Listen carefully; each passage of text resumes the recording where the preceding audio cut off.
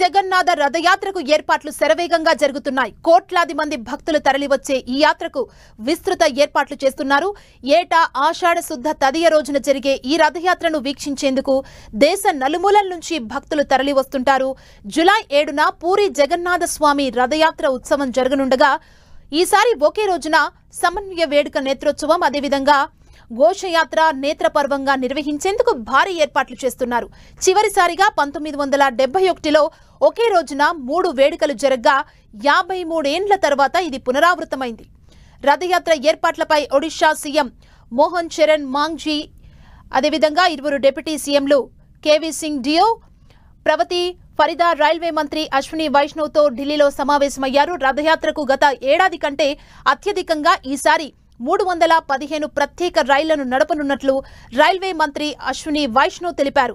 ఒడిశాలో అన్ని ప్రాంతాల నుంచి ఈ రైళ్లు నడుస్తాయని చెప్పారు. ప్రత్యేక రైళ్లతో పాటు పూరిలో 15,000 మందికి పైగా వసతి సౌకర్యం కల్పించనున్నట్లు తెలిపారు. భక్తులకు ఎలాంటి అసౌకర్యం కలగకుండా రవాణా, వసతి సౌకర్యాల కోసం ప్రత్యేక ఏర్పాట్లు చేస్తున్నామని చెప్పారు. దేశంలో పూరి జగన్నాథ రథయాత్రకు అత్యంత ప్రాముఖ్యత ఉంది. ప్రతి సంవత్సరం జూన్ లేదా జూలై నెలల్లో దీన్ని నిర్వహిస్తారు. శ్రీకృష్ణుడు, బలరాముడు, సుభద్ర విగ్రహాలను పూరి నగర వీధుల్లో ఊరేగిస్తారు. ఈ రథం దాదాపు 45 అడుగుల ఎత్తు, 35 చదరపు అడుగుల వైశాల్యం కలిగి ఉంటుంది. దాదాపు 4,000 మంది భక్తులు కలిసి ఈ రథాన్ని లాగుతారు.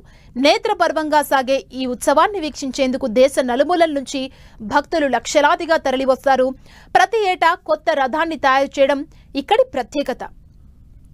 ఈ యాత్ర పూరి నుండి గుండిచా దేవాలయం వరకు సాగుతుంది.